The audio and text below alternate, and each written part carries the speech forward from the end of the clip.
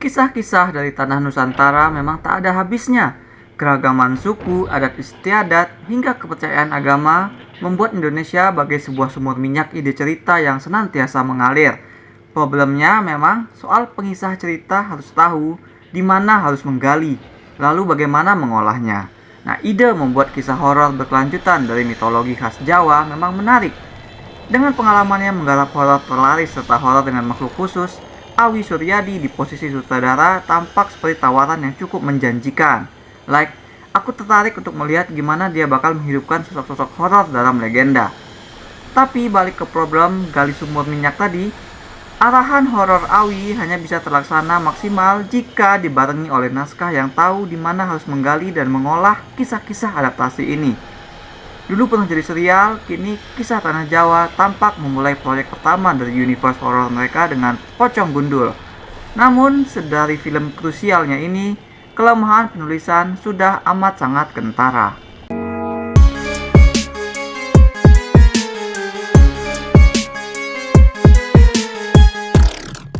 Konsep baru dari dunia parapsikologi diperkenalkan oleh film ini, yaitu konsep retrokognisi.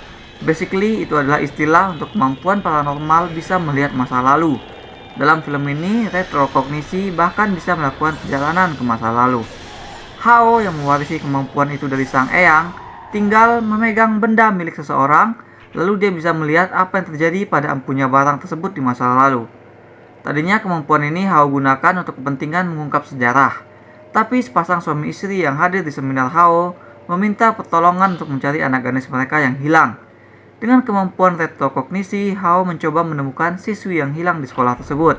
Aksi Hao tersebutlah yang membuat Pocong Gundul, hantu produk ilmu hitam yang menculik si siswi, jadi turut mengincar nyawanya.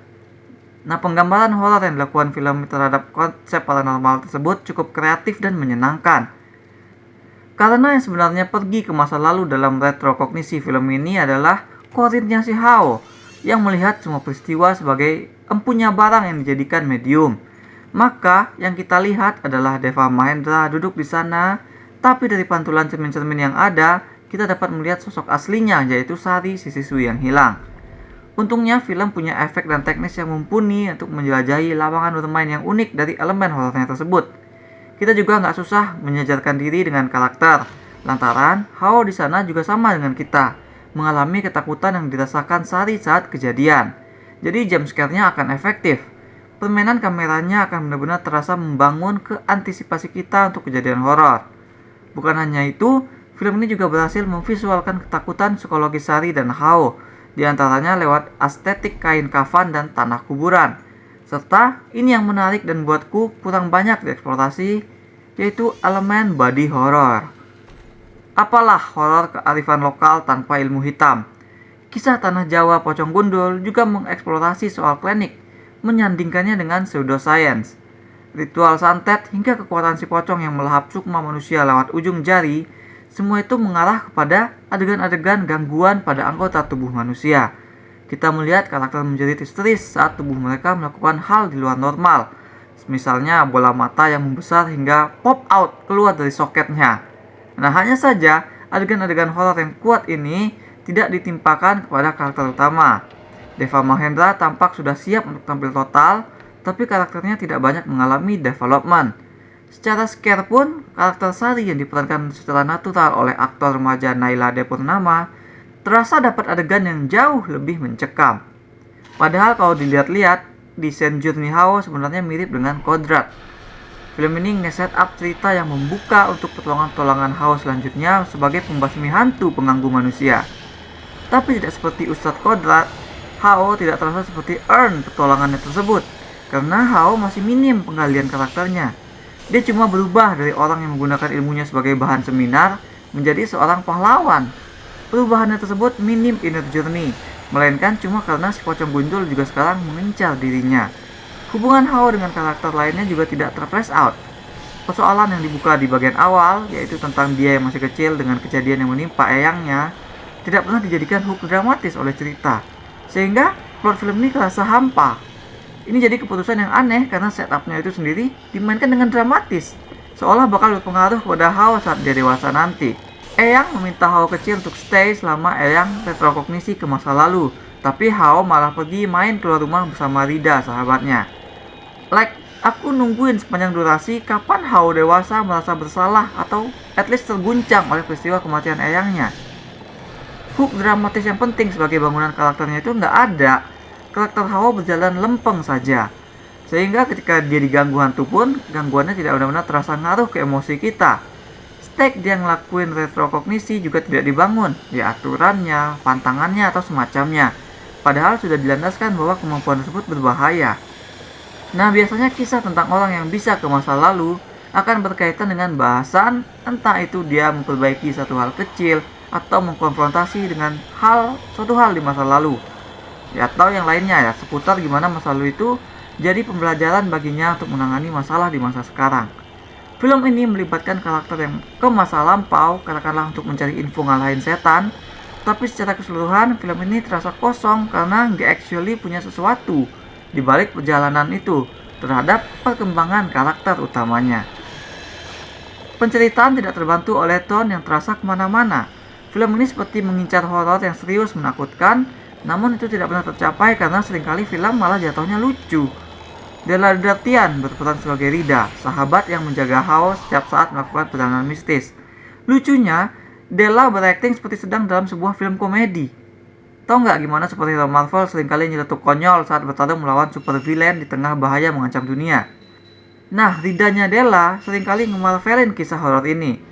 Buatku yang ingin ngerasain feeling horor, ini annoying. Tapi toh penonton ketawa juga. Jadi mungkin sebaiknya memang film ini dijadikan horor komedi saja.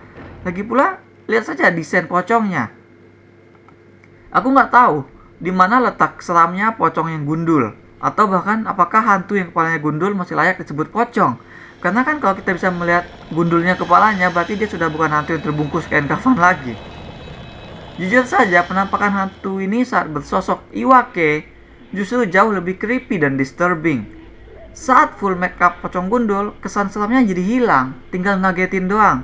Ditambah pula oleh si Rida yang dengan cueknya memanggil-manggil dia dengan sebutan gundul. Nah, aspek paling seram dari si pocong gundul adalah fakta bahwa senjata andalannya adalah ludah asam. Kupikir, dang, ini pasti mungkin dia masih hidup, suka main jadi reptile di Mortal Kombat. Sekiranya kita nggak tahu film ini adalah adaptasi dari buku cerita, penonton film yang sudah fasih sama bentuk penceritaan film pasti akan bisa menebak kalau ini tuh cerita yang aslinya adalah dari buku. Dari mana bisa ketebak? Dari penceritaan yang terlalu tergantung kepada eksposisi lewat narasi, lewat info yang diceritakan oleh karakter. Naskah film ini masih belum luas dalam mengadaptasi penjelasan-penjelasan yang dibutuhkan. Misalnya soal retrokognisi itu apa, pocong gundul itu aslinya siapa, dan sebagainya. Penjelasan-penjelasan itu masih dituturkan begitu saja oleh karakter. Mereka mendiktekan penjelasan itu hampir seperti aktornya tinggal membacakan teks saja. Seharusnya naskah yang baik bisa menerjemahkan itu ke dalam bentuk penceritaan yang lebih kreatif, membuat adegan penjelasan yang lebih mengalir dan tidak seperti kita mendengar orang yang membaca bahasa tulisan. Karena produk naskah kan sebuah film, tayangan audiovisual, yang harusnya lebih sebagai sebuah penceritaan yang memperlihatkan daripada hanya sekedar memperdengarkan. Saking banyaknya eksposisi, nonton film ini hampir seperti kayak dengerin mambo jombo omong kosong doang. Masih mending nonton Tenet, yang walaupun dialognya juga penuh penjelasan teori fisika kuantum or whatever that is, tapi setidaknya itu adalah pengetahuan yang ada bobot keilmuannya. Sedangkan pada pocong gundul ini, semuanya terasa tanpa bobot. Tahu dong pepatah air beriak tanda tak dalam? Nah, film pocong gundul yang ciriwis ini juga seringkali malah jatuh bego oleh dialog ngasal dan lemah logika yang mereka punya. Salah satu yang menurutku fatal karena merusak penerimaanku terhadap logika cerita mereka adalah soal cerita siswa yang hilang di sekolah, yang kata gurunya sudah dicari-cari ke hutan belakang tapi tidak ketemu. Padahal siswa itu tuh ada di dalam sumur yang ada di belakang sana. Nah kan masa iya pencarian yang dilakukan tuh tidak ada yang mencari sampai ke dalam sumur, yang bahkan lokasi sumurnya itu sama sekali tidak sembunyi ataupun sulit dijangkau. Apalagi peristiwa kehilangan tersebut bukan hanya terjadi pertama kali, melainkan sudah ada 2 kejadian menghilang sebelumnya. Nah, buatku ini adalah gejala sebuah penulisan yang malas. Peristiwa seputar misteri hilangnya siswa tersebut mestinya bisa ditulis dengan lebih baik lagi. The actual horrifying truth adalah mereka akan terus membuat horor berkualitas subpar seperti ini. Tidak peduli sekeras apapun kita mengkritik, tetap tidak akan ada perbaikan, karena film-film seperti ini akan terus laku. Palingan tampilannya saja yang seiring berjalan teknologi akan semakin cakep, semakin mulus, teknisnya makin bagus, adegannya makin sadis. Sementara ceritanya, sebaiknya kita melihat ke belakang dan tidak berekspektasi banyak. Ragam budaya dan seni dan nilai lokal tanah air akan terus dieksploitasi sebagai cerita horor ala kadar, yang bahkan untuk memenuhi fungsi sebagai pelestarian budaya atau seni itu saja belum bisa. Mereka hanya akan jadi latar untuk horor-horor seperti ini. Konsep unik yang ditawarkan akan lenyap di tengah-tengah cerita seperti hantu yang dibacain ayat kursi. The new law buat horor lokal adalah saat hendak menontonnya kita memang tidak mengharapkan yang muluk-muluk, tapi somehow begitu filmnya habis, kita tetap merasa kecewa. Aku merasakan itu di film ini. Maka aku berikan 3 dari 10 bintang emas untuk Kisah Tanah Jawa Pocong Gundul. That's all we have for now. Kenapa mantra-mantra bahasa Jawa terdengar lebih mengerikan? Share pendapat kalian di komen. Jangan lupa hit like dan subscribe supaya nggak ketinggalan review-review dan playthrough lain. Kunjungi mydersit.com untuk review yang lebih detail. Atau kalian bisa kunjungi store mydersit.ciptaloka.com. Ada banyak kaos dan pernak-pernik custom yang unik, mulai dari film, musik, game, hingga wrestling. Thanks for watching. Remember in life, there are winners and there are losers.